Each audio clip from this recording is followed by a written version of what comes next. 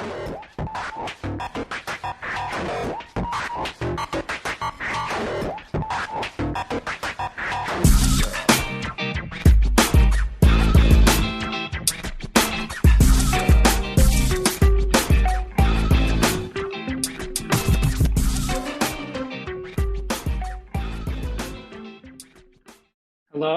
Mode. Hey. How are you? Hi, Mark. I'm good. How are you? Good. How's the week been? Woo! Tiring. Yeah, we had an event this week for those who don't know Camp Sled Island, and so I'm just recovering a little bit. Excellent. Yeah, but so let's talk about what we have planned for this morning. Yeah, well, this one's a bit different because I don't get to introduce everybody and then leave. I'm actually going to moderate this one. And so it's called Don't Box Me In. And it's about visual artists and making music. And are they different things? Are they the same thing? Different perspectives. And we have three people that I guess I'll just introduce in a second. And that's that.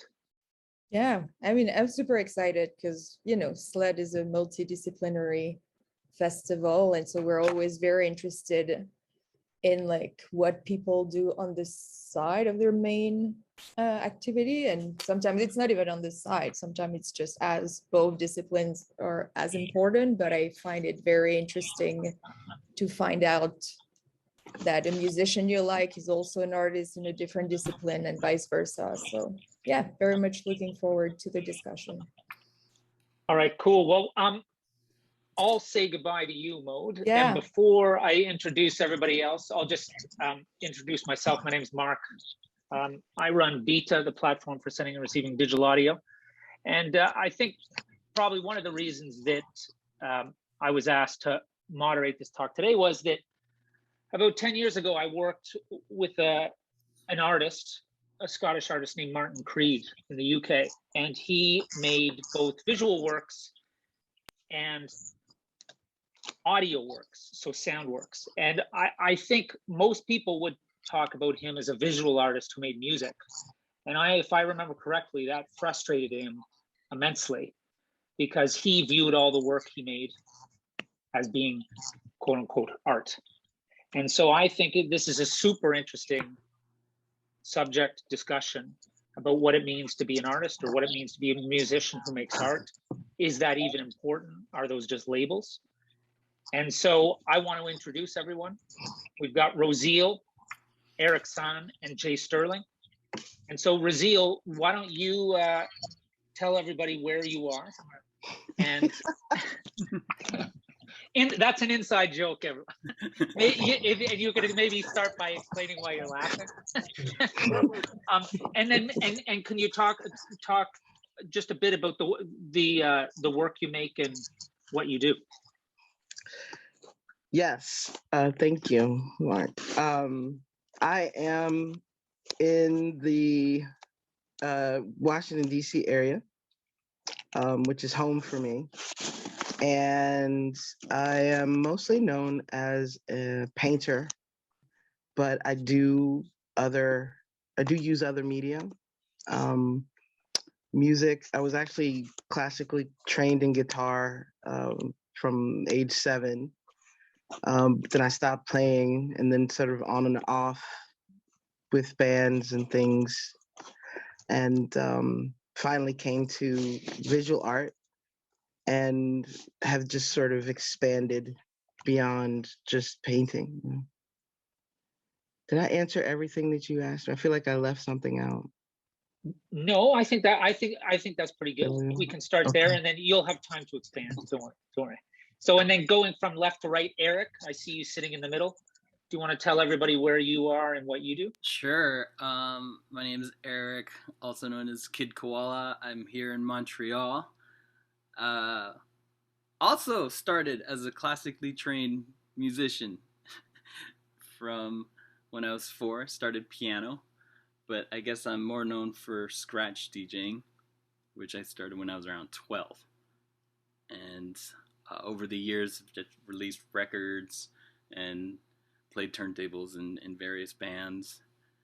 And more recently, well, I've always drawn. I've always done comic books, and my albums usually have some sort of comic book component, and so I've put out a few comic books and graphic novels and things like that. But more recently,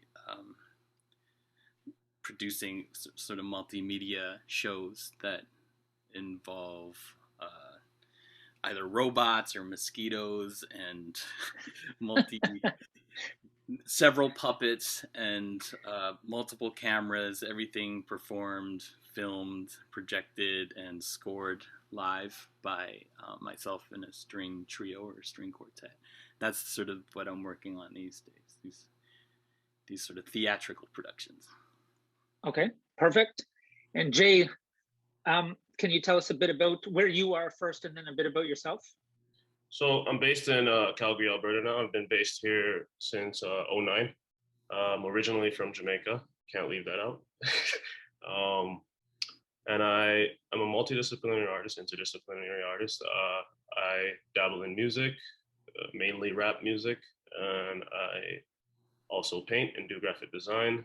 And that's why I have all these gray hairs. I don't see any gray hairs. Good. So I think to start, I just want to open it up to either all three of you. This idea that, like I hinted at with this artist I work with, that people like to label artists or visual artists or musicians as you do one thing first and then you have a set of possibly B categories. So this is the thing that the person does first, and then these other things come from that. And I'm very curious to know how you all feel about that. If someone could be a musician first and then they become a visual artist, or they're a visual artist first and then they become a musician, or do you think it even matters? Do you think it's something that is used to perhaps make it easier for people to classify other people? And so I just want to throw that out there just to start. I'll go first. I think it's okay. I think it's actually quite dangerous, and I see a lot of different entities moving away from that whole narrative of boxing people. That's why I love the title of this show so much, is because it even extends beyond just being an artist. Like, no one actually, in this era anyways, wants to just have one title, because we are in the hustle era, of existing, like, I'm an artist, I do all these other things, but I also want to put out there for just in general, because I think more artists need to do this, that I also do real work. Like, I also have to take real jobs in order to maintain, so being pulled in all these different directions, while it is stressful, it is a very real part of our reality. So like me dabbling in paint or going into painting now is actually comes quite natural for me. And like, I think we need to normalize artists just looking like people and being people, because you'd be surprised how many famous artists just really want that connection and to be viewed that way, not just someone that's just trying to look famous all the time. Like, we're actually trying to show you that we work and we can work in all these different fields. So I think it's actually quite dangerous to allow anyone, and people have tried with me in public settings where like, they'll run up to me and be like, so what do you do? And I'll be like, oh yeah, like when I was really young, I thought it was really cool to say I was a Renaissance man, and everyone said that. But and they were like, no, you can't do that. You have to focus on one thing or nothing's gonna happen for you. You'll be scattered all over the place. And I'm so glad I didn't take their advice, because I'd be on my face right now. Like, I wouldn't have gotten anything. But yeah, that's what I think about it. I think that's interesting about the focusing on one thing. And so I've written that down, so I think we should come back to it. But Rozeal, what do you think, having been someone who is classically trained from a young age in music and then now focusing most on visual art, how do you see the balance between these things?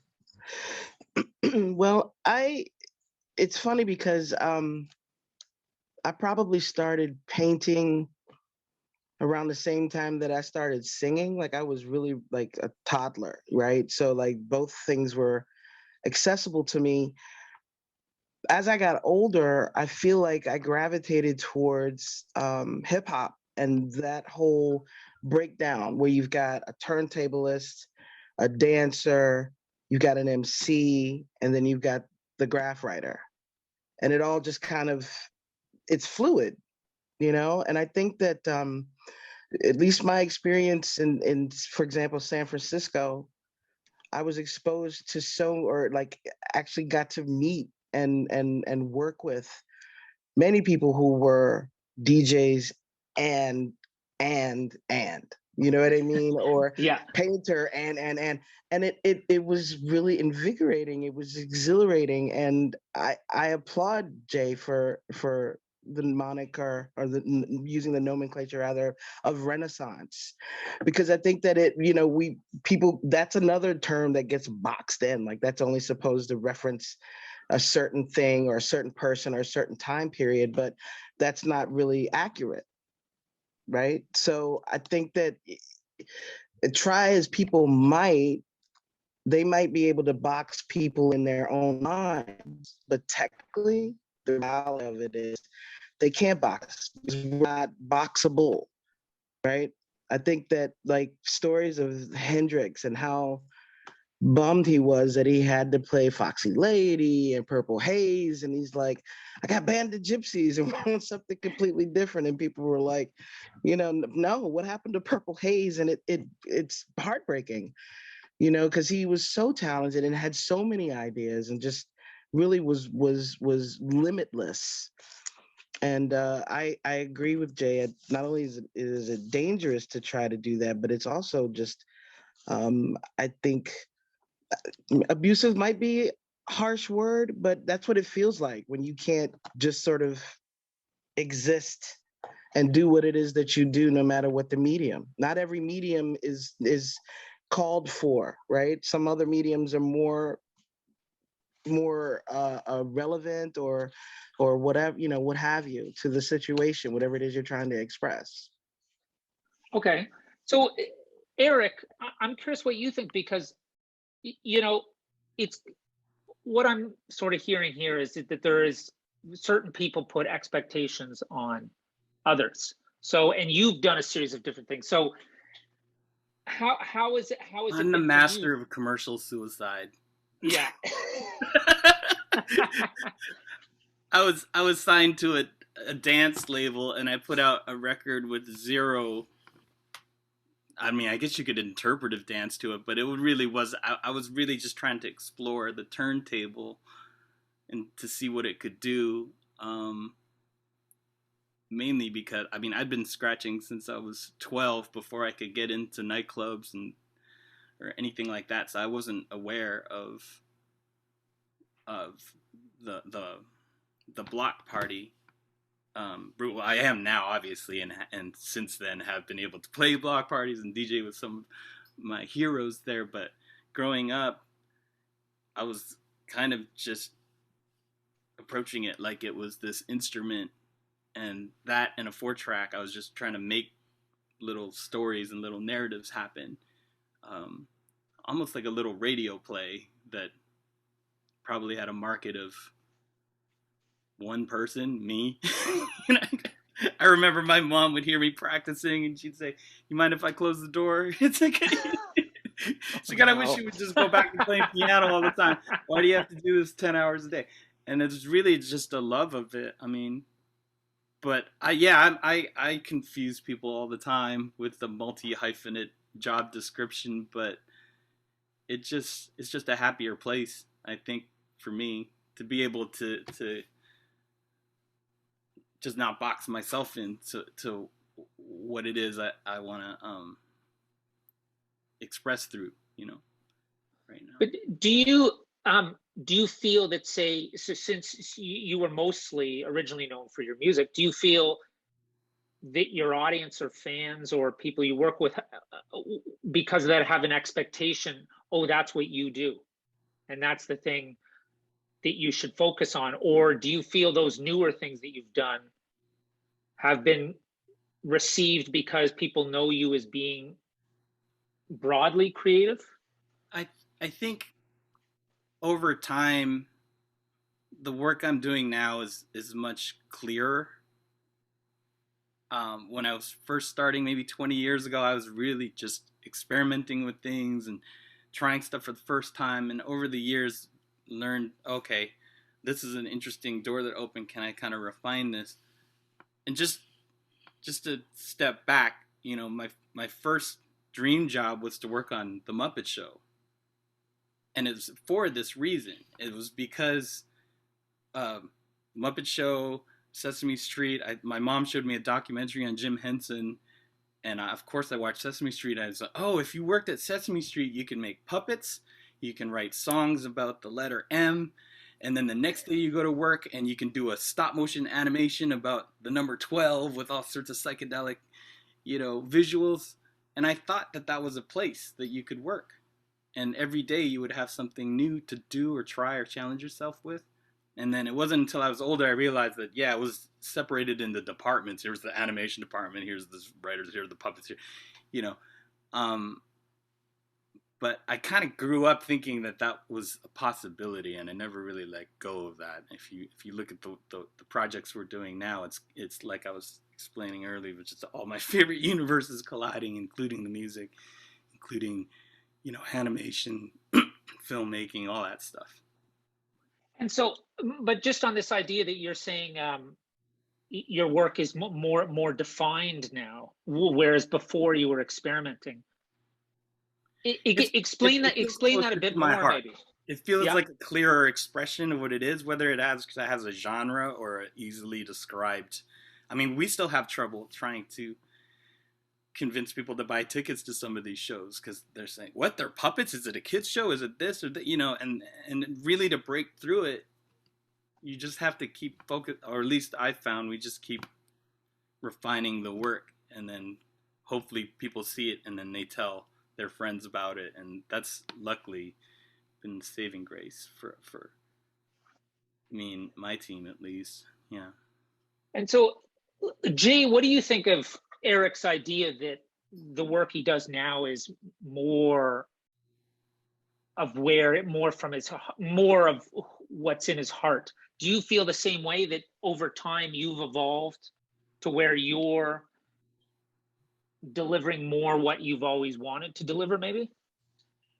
Yeah, in a sense. But what I'm also realizing is if you give an artist enough time on this earth, then you will see that they age and that they mature and they choose to do different things and speak different ways. Like, it's kind of reckless that we like put the same, for example, in music, we like compare a 16-year-old rapper to a veteran who's like 50, who's done so many other things, and we put them in the same category and be like, oh, and we compare their artists. Like, literally, this guy has lived 10, you know what I mean? And then unfortunately, sometimes like we lose an artist very early and we put them in this very small category because they didn't get to express more than, you don't know what their true potential could have been if they were allowed to live to a long age, you know?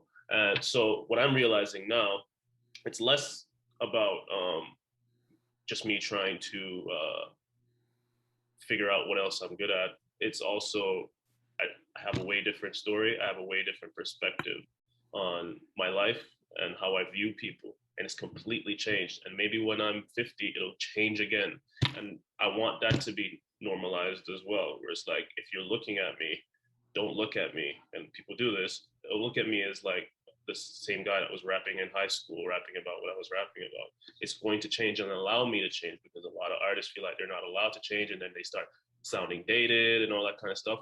That's the artist trying to cater to what people literally will ask them to do. You know, like I've had people in my DMs and be like, yo, I prefer when you paint, or when you sing, or when you do that. And like, I've had all those types of DMs, and it's like from various different people. And 10 usually is the painter that tells me that he prefers what I paint. And you know what I mean? So it's very biased opinions.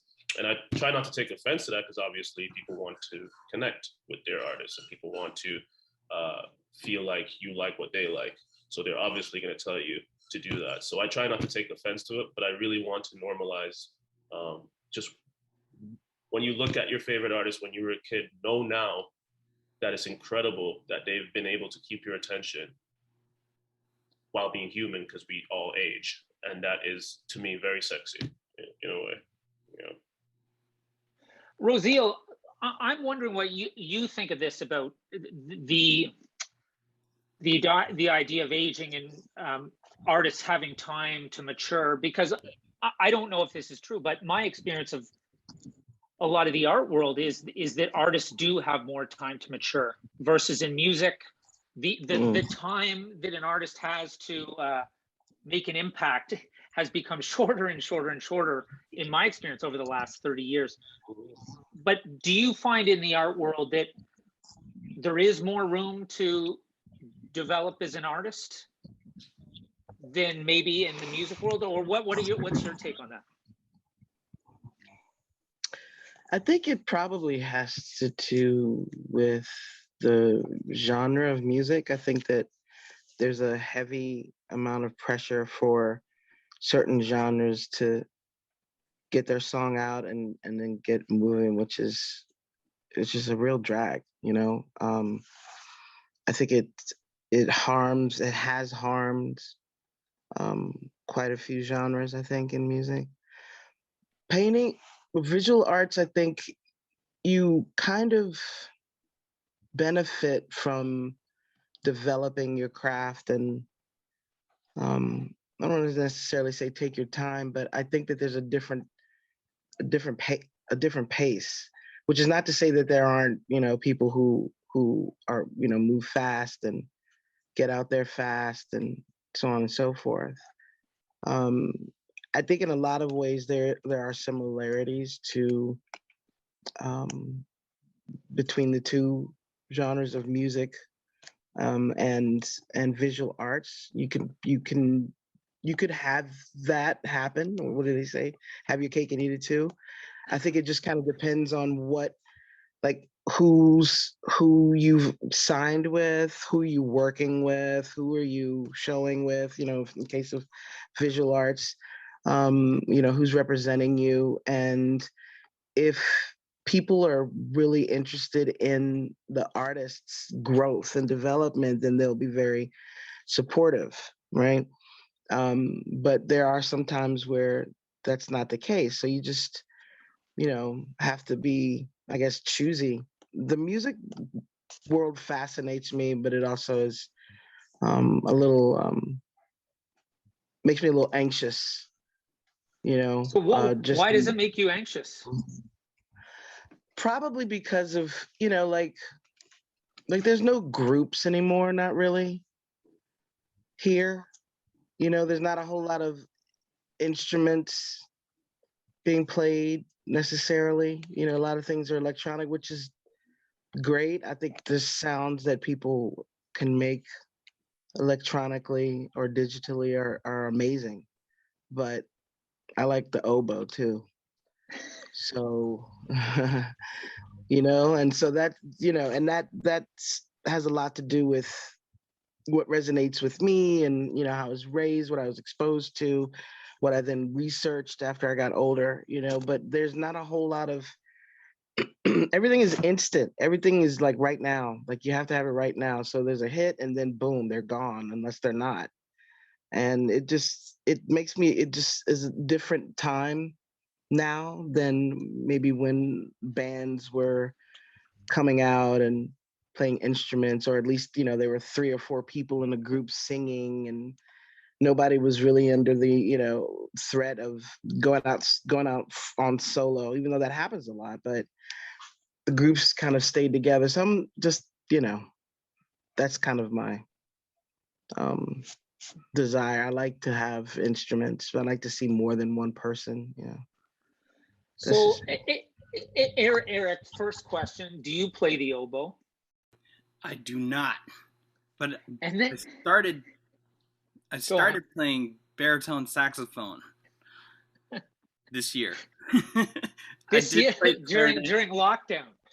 In lockdown, I did play clarinet in high school. As you with do. the band, but no oboe. Haven't tried it yet. But what do you think about what Jae and Rozeal are saying about this? Because you've made music, you've done the album cycle, and you would have done it, quite a few years ago, and again recently. And then what do you think of that timeline and that sort of pressure versus what you're doing with these shows you do? What's the word you use for them? They're Exactly. They're not a puppet show. Like I don't want They're to live animated graphic novels. Okay, so when you're making a record versus a live animated graphic novel, I'll write that down in a second. What do you see is the difference? Do you because what Rozeal's saying, this word anxiety is actually quite good when it comes to making records, and So why don't you talk a bit about that, since you're doing sort of both things? Well, I think even speaking to what Jae was saying, that this sort of the pace of how everything's going, the hustle culture right now, in terms of producing, I realize it's taken me a long time to just, even from the studio arts, learn what a compressor really does, in the studio. And so I had a record contract off a 4-track cassette, and that was all I had to make my next album, which was going to be racked next to Louis Armstrong, like Beatles albums and stuff. And there was so much pressure. Like, I'm not ready. I wasn't ready. I still don't feel like I'm ready, to be honest, But I think the idea of the pressure of having hits and those types of things, I've been hit adjacent my whole career, and I'm kind of happy with that. Like, I'm kind of happy with just being like the kid behind the turntables or in the third row of the touring van. You know what I mean? It's cool. Like, you don't need to roll out the red carpet for me. I'm just here kind of observing and learning. But hit adjacent though. Hit adjacent is I mean, it's true, right? Like, that first album came out, and say, Radio had invited me to tour with them, and then all of a sudden you're at Madison Square Garden. I'm like, what am I doing here? I'm playing to 20, I mean, I had a great time, but I realized it was very early in my career, and I just put out a record that I purposefully designed in black ink on craft paper to make it just look like my sketchbooks, because I felt like they were just sketches. I wasn't ready to release a polished, fully realized thing. I was just too young at the time, and over the years and over the releases, I've gotten a little more comfortable with just what I'm trying to do, and also gotten more comfortable with the fact that there might not be a huge audience for this. It's just, there is an audience, it's just not the huge audience, and I think that's really helped me at least deal with some of that anxiety. My parents when I signed my first record contract, my mom, the first thing she said was, "Do they have a dental plan?" So immediately I'm like, oh, here I am. Yeah. My dream's coming true. But no, I still got to pay for my own dental work and stuff. Does the comic book puppet show have a dental plan? What do you mean, like now? Yeah, exactly. Have you? No, I mean, we're still.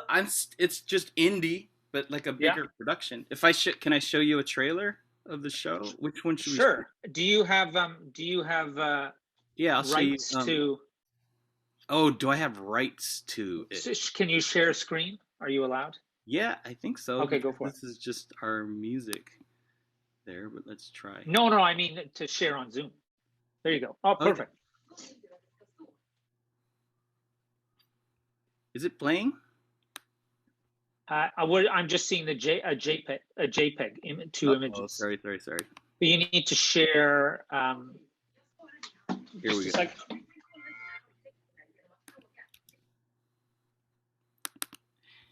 Yeah, see, I'm still analog. If this was on vinyl, I'd have it queued up for you already.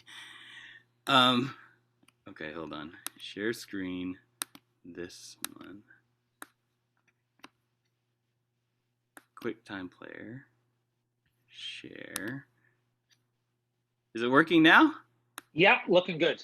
There you go.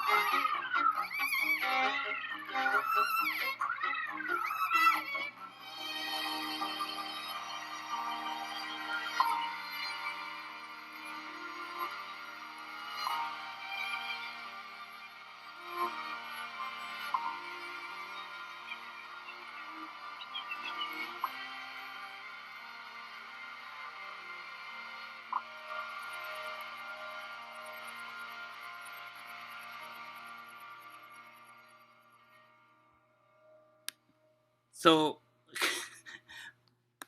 am I back? Yes, you are. Yeah, so the idea of that, trying to explain that to somebody, even a promoter, is kind of confusing. But luckily, you know, some people will take a chance on buying a ticket, and for the most part, they're having a good enough time to keep telling their friends about it. But But what do you see as different compared to making? Is it because Rozeal mentioned that pressure, and do you feel a certain type of pressure with what you do now, but maybe in a different way, or is it the same? Or I started scratching because I like Public Enemy and De La Soul and stuff that it wasn't on the radio. It was just stuff that I would find, and not only I'd find it on the vinyl. I'd like to play the DJ special 8-minute version, you know, the one that you would never hear on the radio. I love all the extra things that they did with it, and I think so. I was never really targeting the charts or worried about that, or even, you know, like I was talking about before. A lot of it wasn't even geared towards the dance floor. Some of the music I was making was a little more just kind of storytelling, you know, with turntables and stuff. And so I think with these shows, I guess because there's really no market for it, it was kind of liberating. I don't really, I don't know if I'm making myself clear there, but we're on our third production of this style of show now, and we're just kind of having fun and experimenting. We have the freedom to do it in terms of trying new things, you know. but okay, so I think that's something interesting. Jay, I want to come and see what you think of what Rozeal and Eric was saying, and also this idea of even thinking when you create something if there's a market for it or not, because I think it's an interesting point that Eric brings up, that certainly I know within music you have to think of, is there a market for what I'm doing? But how do you, Jay, approach that stuff, and what did you think of what Eric and Rozeal have been saying?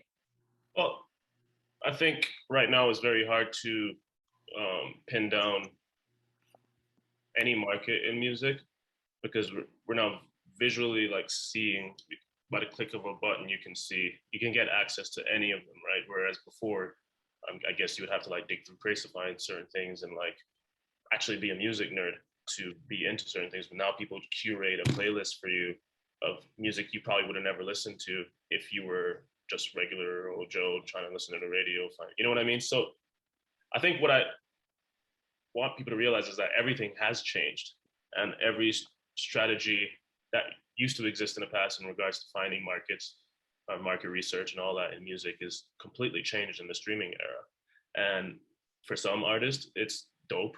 And for some artists, it's a learning curve. And most artists are in the learning curve realm. We're just not allowed to move that way. You know what I mean? Like, but most of us are still like, do we even care about getting a hit? What's a hit anymore? Like, maybe I already have a hit, and like, you know, yeah.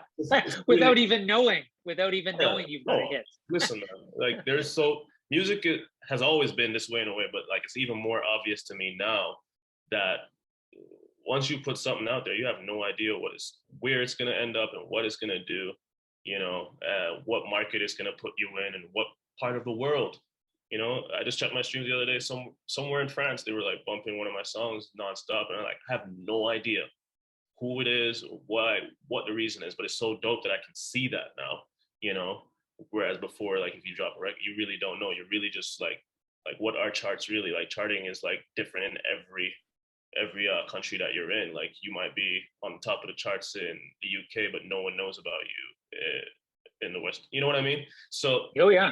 it really does vary. So for me, I try not to pay attention to it that much, especially with the type of music I make is like, every time I start thinking about the talking topics like radio and all that kind of stuff, I have to hit myself in the head and remind myself that I'm not making radio music.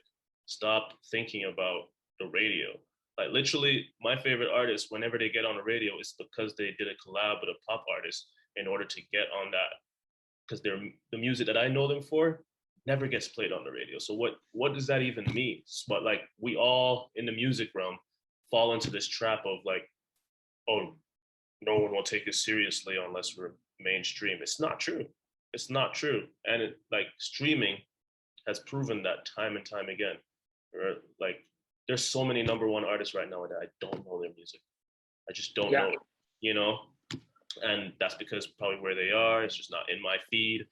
Or Spotify doesn't think I care about it. Spotify's usually right, you know? So just put your music out, you know, in whatever, like, look at like when people, what's his name? Hans Zimmerman or whatever his name is, that makes all those big themes for like big movies and stuff. When was the last time you heard that on the radio?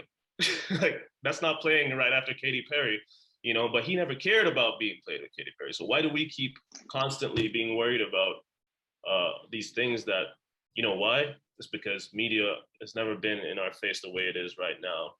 Like, it's really in your face telling you that, oh, if you're not moving in these circles, you're nobody, more than ever before. And it's just a facade. It's not real. Like, I don't even know what Hans looks like, you know, but he's really big. And I know about him because I'm a movie nerd sometimes, and I hear people talk about him.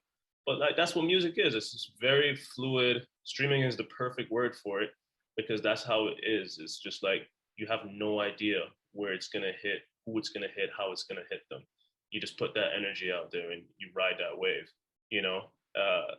Of course, there is like sinister parts of the industry where people set songs up because of the money that they have. They like will put a lot of money behind that stuff and payola, and like, you don't really have a choice but to know the song.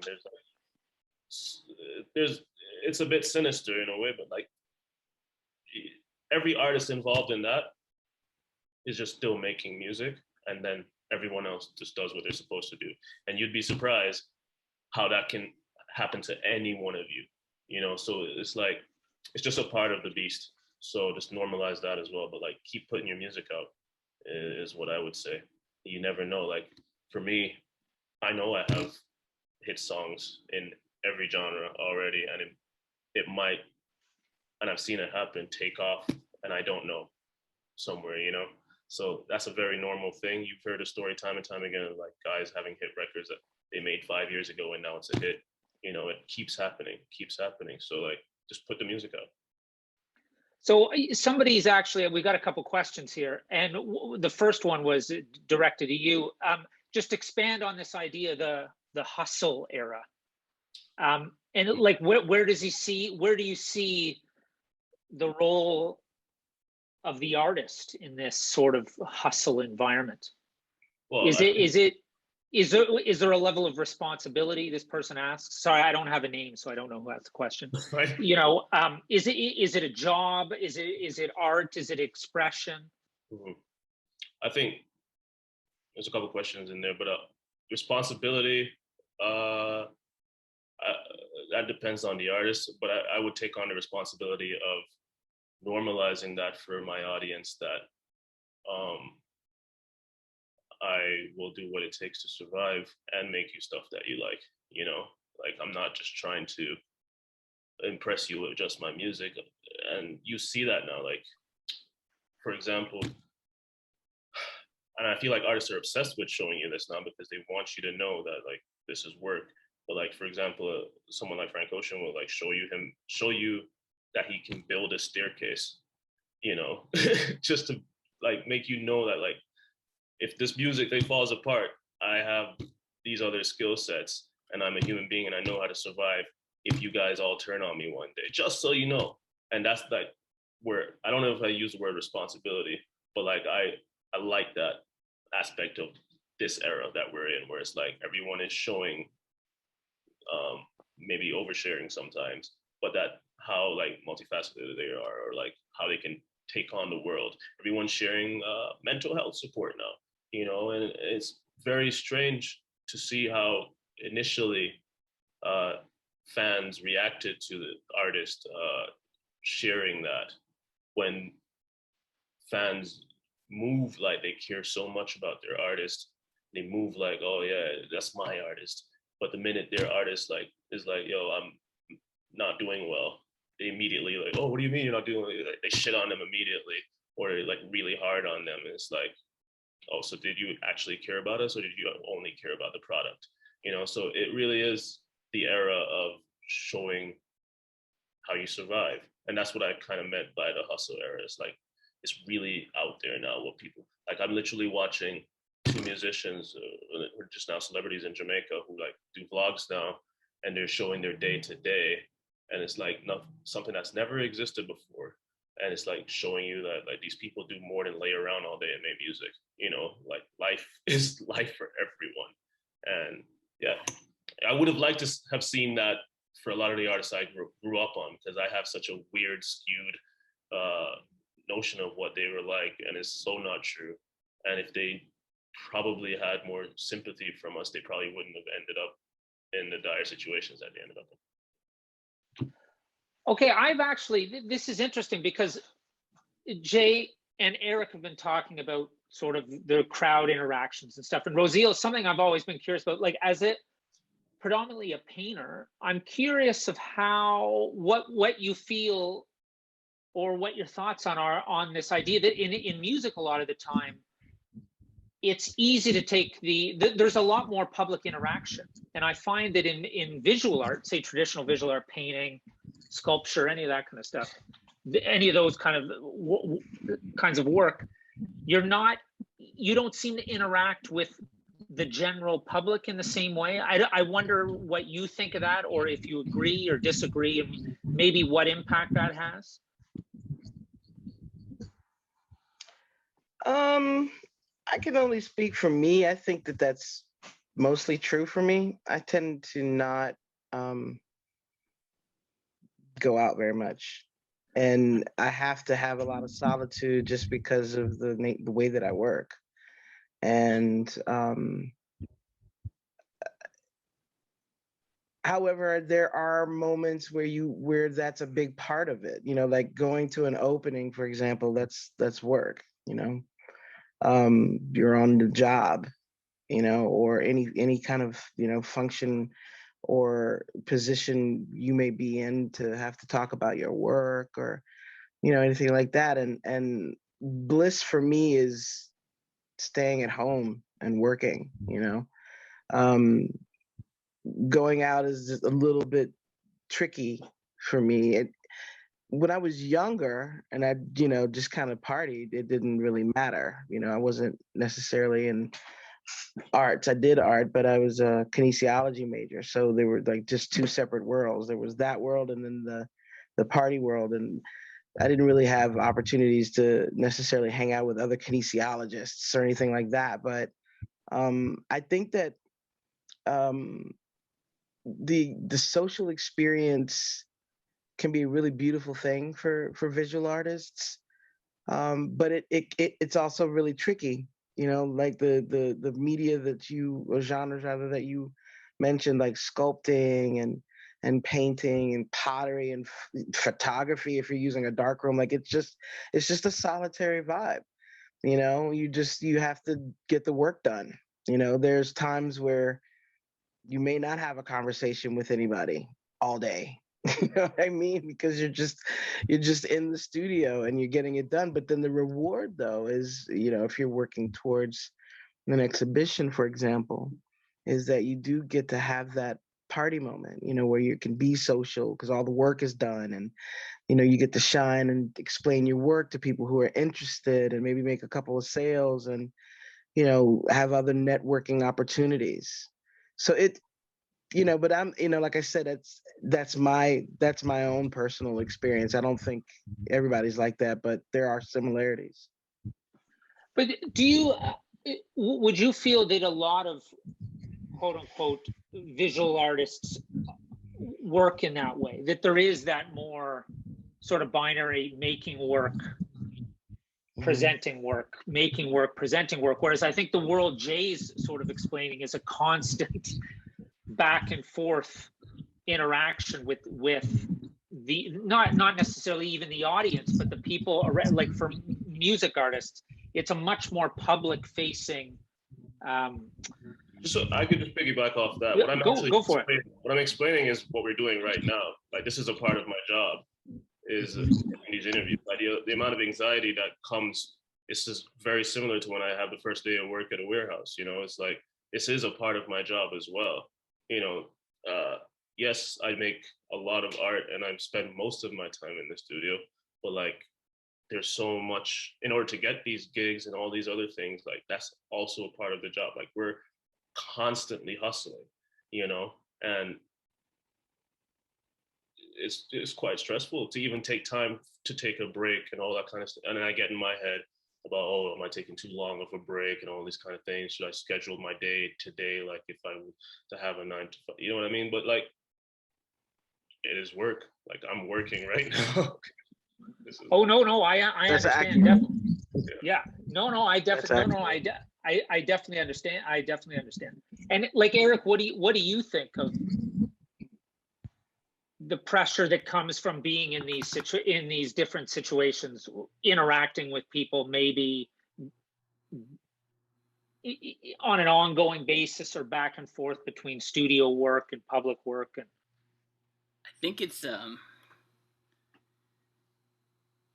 been a saving grace for me. I think as a DJ, or at least from a scratch DJ's perspective, I'd be perfectly happy just practicing scratches all night, all weekend, and just kind of getting into that zone. But definitely through the pandemic, the idea of doing live streams or having some sort of connection with people outside, you know, my own family here in the building was helpful. In fact, that's how I discovered Rozeal's work. I was attending a virtual event that the National Gallery of Art in DC was hosting, and they were presenting one of her paintings, Aphrodite, and my daughter and I were, you know, they were giving us time. We couldn't go out. Well, first we couldn't cross the border or drive and enter a museum. None of that was open. But all of a sudden, here's this painting, you know, on our screen, and it was a beautiful event because the host there took the time to ask the participants, who were mainly, it was geared towards a, you know, my daughter's age group, but it was kind of like an art class. What do you think this reminds you of? What do you feel? What does this painting do? You know, and all the participants were answering, and we were really giving it a lot of time. It was really special because I think maybe spent 30 minutes just looking at the Aphrodite painting, going in on details and things. And I remember not knowing the context of it. I was just watching this this painting kind of zoom in and zoom out and saying, hey, what do you think that looks like, Ruby? And she says, those look like speakers. And I was like, yeah, they kind of look like speakers to me too. And then later it was revealed, oh yes, Rozeal was a DJ. In fact, all of this hatching that she's done, you know, has the rhythm of scratches and stuff. And I knew there was something about it that I could relate to, you know, and just understanding that it's like, wow, you know, I got that from just looking at one painting.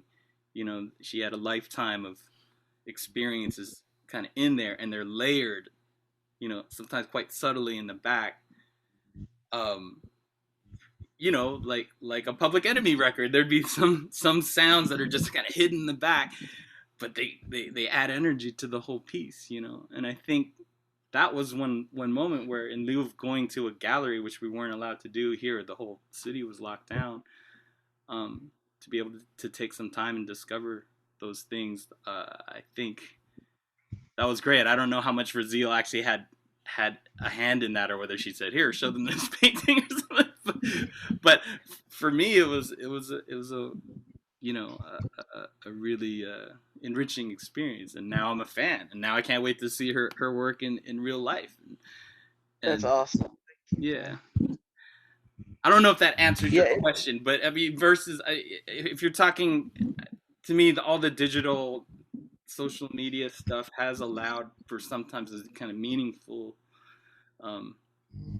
connections to work, you know, not just the 6-second clip of the song or something real snappy that people don't fly past. But I've had these nice experiences, or have been lucky enough to have these kinds of experiences where you discover stuff.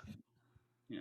Well, I've always thought it's interesting with, say, visual arts. You go look at a painting and you see the painting, or either if you do it online like you did, or if you're in person, that you potentially don't know anything about the artist, much in the way you listen to a record. But Eric, you know, like live shows, and Jay, you'll know as well, like you're there in front of someone and there's so much more stimuli about who the artist might be. And I think that's one of the most fascinating things with visual work, is that you do exactly what you did, Eric, where you have an opportunity to stand for as long or as little you want and experience the work for what it is. And I've always found that a very fascinating difference between music, live performance versus more traditional visual art.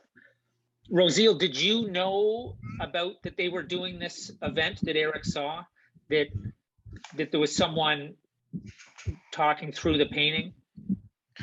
No, I didn't. You better call somebody. Well, you know, it's funny you say that, because I had somebody else say that to me before. But you know, when you work with an institution, you kind of are in a position of, you know, they bought the piece and they can use it for educational purpose. You just kind of know that that your work might end up as a topic for something, and you know, you hope. But like merch and stuff like that, they have to get permission. But like things like that, I think it doesn't necessarily, I don't think I necessarily need to know. I mean, sure, it would have been nice, but I didn't take any offense to it, because it's supposed to help. It's supposed to, especially like what Eric was saying, now we have such a far reach of things that we may not have had immediate access to. Like the whole Louvre collection is online now.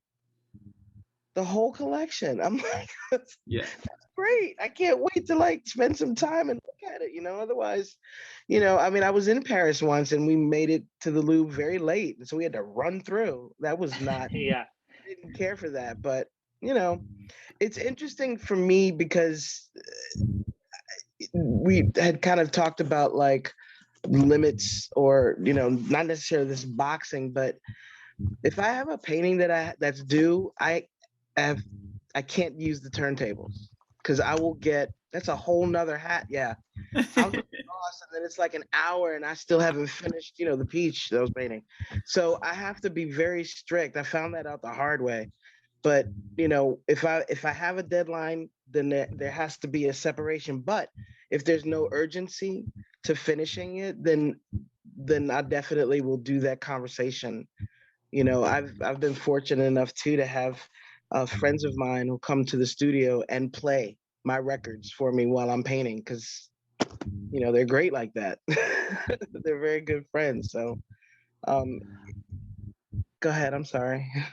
Oh no, I just wanted to make the connection between what you were saying with the impact that you can have without even knowing it, to what Jay was saying earlier about how his music, you know, he could be finding things online about stuff going on. And you said, well, another French connection there, Jay. It was exactly what you said. So I think that's a fascinating parallel, again, that it's the same thing, that music travels much in the way that art can. And that, you know, people are experiencing your work in their own ways without you even knowing. And but you know, aside from that live performance thing. So this goes into a question we've got here. So, and this, I'll just leave this open to all three of you. Is making art for you about expressing an idea through a medium of choice, having an idea and realizing it, or is the art about making the process, is about the process itself? So is it work oriented, creating a work, or is it about the process to create the work, I guess is the question. Yes.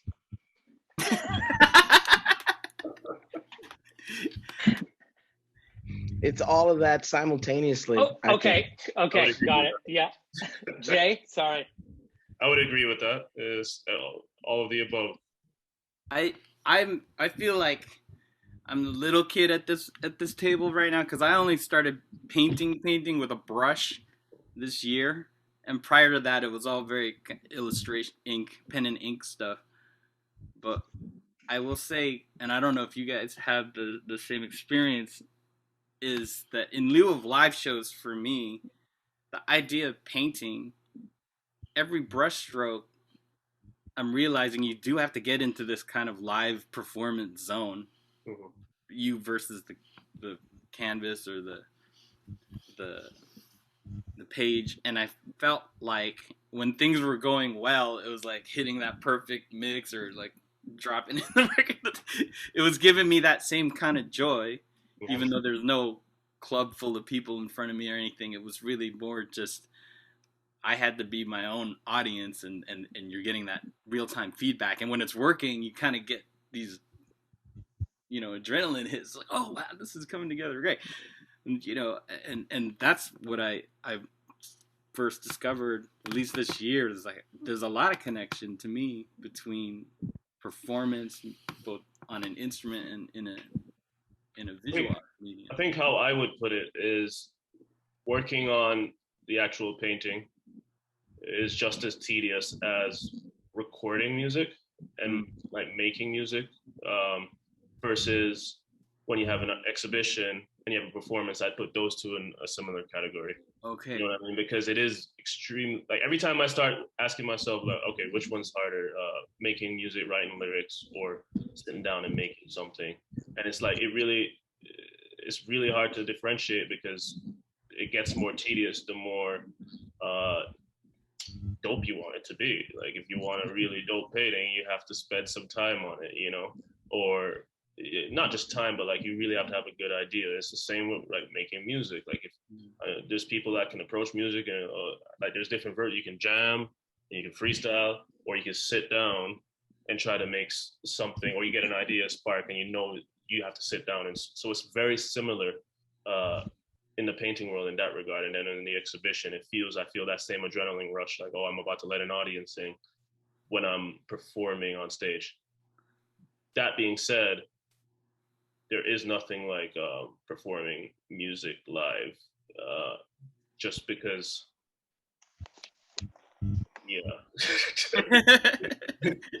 it's especially in my genre, it can be crazy, but it's more similar to the exhibition.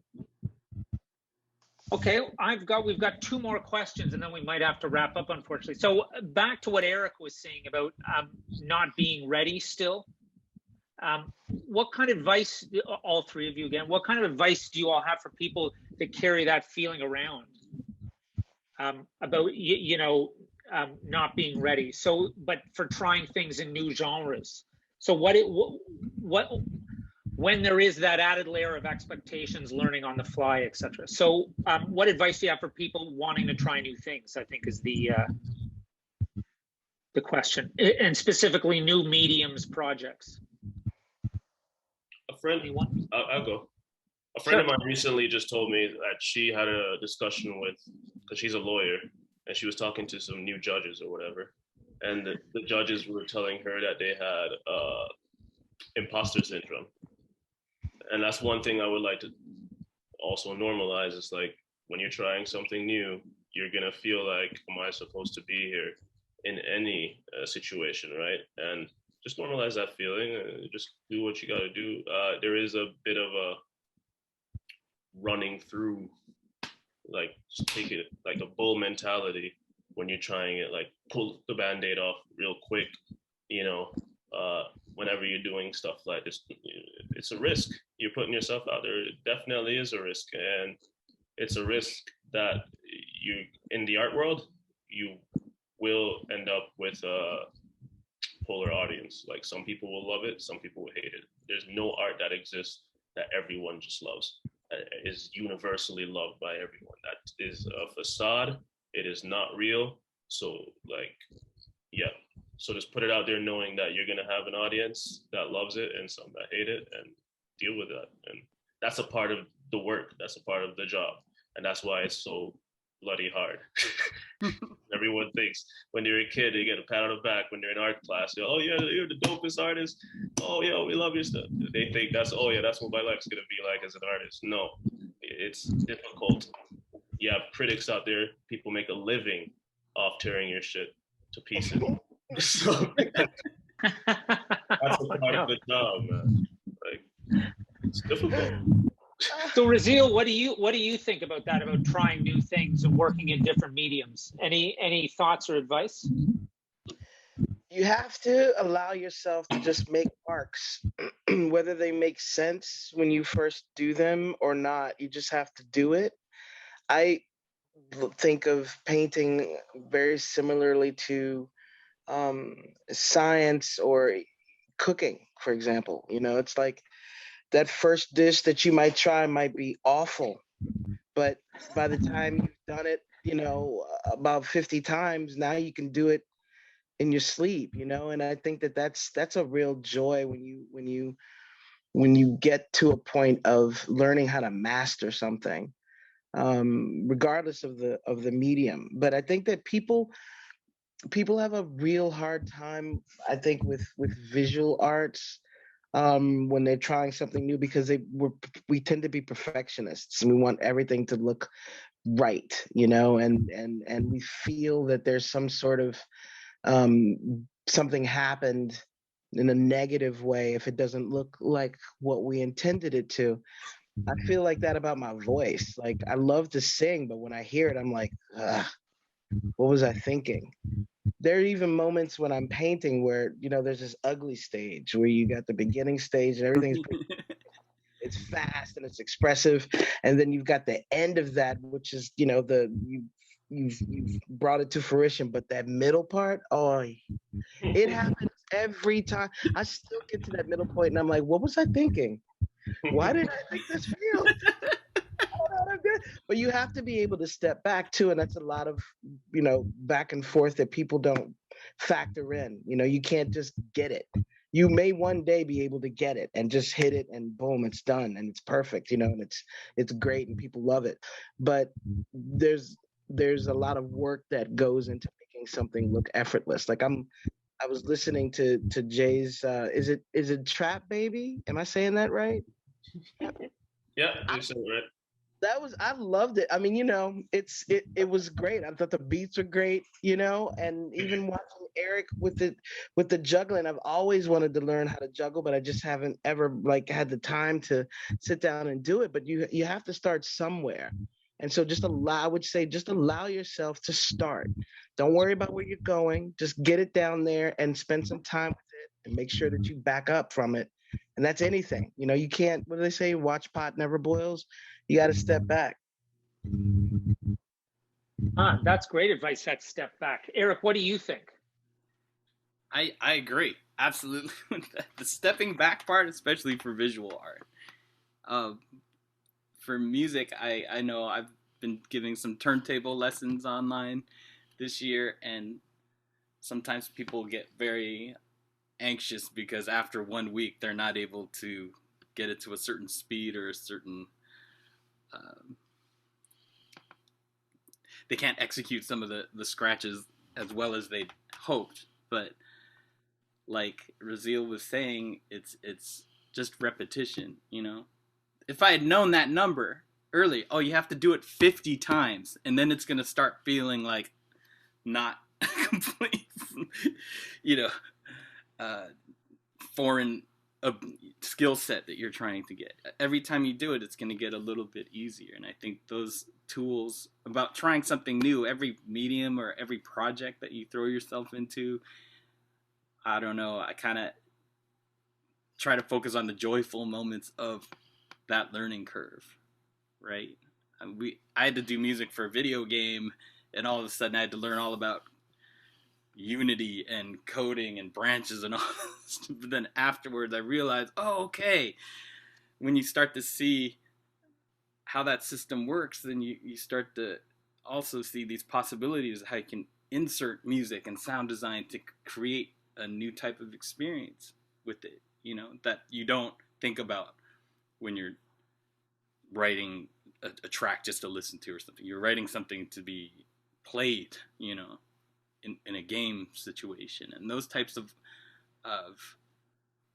opportunities could seem very scary at first, because I'm not really a gamer, so I didn't really know much about the ins and outs of programming and working with a dev team and stuff like that. But over the course of the years that we worked on it, it became, you know, a really joyful experience and exciting.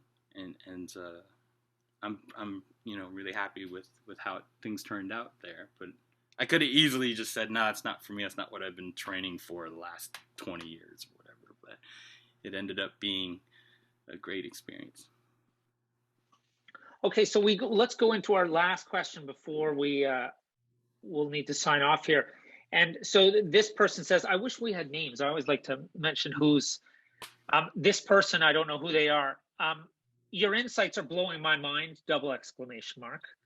Thank you for your generous contributions. And then they say, who do you think with? Meaning ... Who are the influencers of your ideologies? And so I think it'd be great if we could go just to sort of the last answer before we sign off, about like where, if you could, each of you, maybe, I don't even know if this is possible, but sum up sort of where some of these ideas have come from and how they've been developed. Jae, do you want to go first? Sure. Every time someone asks me this question, I always feel like they're asking me, who are you stealing from right now? You know, Yeah. like, whose idea are you ripping off right now? Mine, it changes a lot, and that's on purpose, because I don't want anyone to figure out my style, you know, so I steal from a lot of people, actually. You know, we could talk about for a very long time how many artists have influenced me, but for right now, I'm paying attention, as I always do. I pay attention to a lot of my contemporaries, you know, like who I work with, like Carter Madras. I've been listening to a lot of JPEG Mafia. In the art world, I'm a big fan of my friend back home in Jamaica, the idealist. His name is Matthew McCarthy. And in my opinion, the best artist out of Jamaica, visual artist anyways, Taj Francis. I learned a lot from these guys. Big names, obviously. I love the Kanyes and the Kendricks of the world, and the Nickies and all that. Like, I don't feel weird about my childhood heroes. You know what I mean? They are who they are. Yeah, I pay attention to everything though. Like, this is a very strange, but like I watch everything, even stuff I'm not supposed to be watching to get influenced by. You know, I watch a lot of podcasts. And it all like culminates into what I decide to make next. You know, but yeah. Okay, perfect. Rozeal, what would you have to say on this subject? Would you have anything do you find it hard to list things that influence you? Do you know? And if you do, can you impart some knowledge? Yeah, I try to watch who I look at, because it gets all muddy, you know.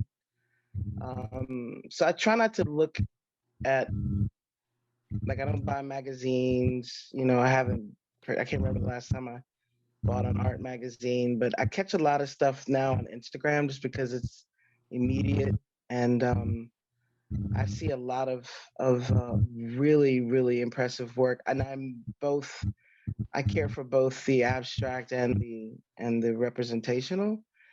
I agree with Jay. I just kind of constantly rotating who I listen to.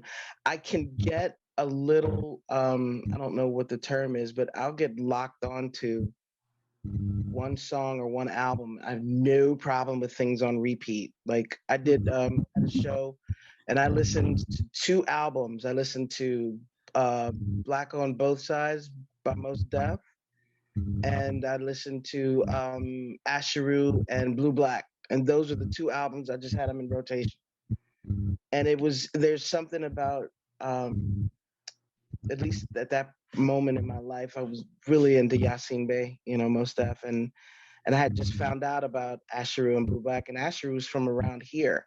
And I, you know, I don't know if you're familiar with his body of work. I'm not as familiar as I'd like to be, but he did the opening rhymes for the Boondocks. And Aaron Magruder is also from here. So I, you know, I look at that. I watch dance. I watch a lot of things. It's hard to pinpoint. There's no one or two things. So I think if, you know, the best thing is to just be open, because inspiration can come from anywhere. Like your screensaver, that's awesome. Or whatever the background thing is, that's already, I'm like taking notes. Well, before I pass it over here, I will say that this screensaver came with the app, so you have it as well. So you can. I tried. It doesn't like my apparatus. I don't know. It's too, but it's there if you need it. Whenever you need it, it's there. If you need a sunny background, it's available. So, Eric, why don't we give you the last word on this then? Oi. Sorry. I'm gonna the one musician I thought of, well, just jumped into mind would be, who's alive, is Charlie Gabriel from the Preservation Hall Jazz Band. I'd been invited to play with Pres Hall in New Orleans, and we traded bars, I guess, like 4-bar riffs, him on clarinet, and I was trying to answer him on my QFO turntable, and just getting my butt kicked like all over the place. And I realized that even though I've been scratching for 30 years, there's so much more I still need to learn how to do, and how joyful he is playing his instrument at 80 plus years. I don't know, there's just a nobility to it, and I keep that in my mind, you know, no matter what happens, whether people are listening to the music I'm making or not, I still feel that, oh, when I get to 80, 85 years old, or 88, I think he just celebrated his 88th birthday, perhaps, I want to be that happy playing music, you know. So that's one of those musical experiences I think everyone should go check out. If you're ever in New Orleans, go see Pres Hall and Charlie Gabriel. Cool. Well, okay, we've been on for a while, an hour and 20 minutes. So I just want to thank you all, Rozeal, Eric, Jay. It was a good chat. I'm sensing we could go at least another hour, but you know, I think we better round it off here. So again, thanks so much for taking the time. Thanks for joining us. I really enjoyed it. I loved it. It was great to talk.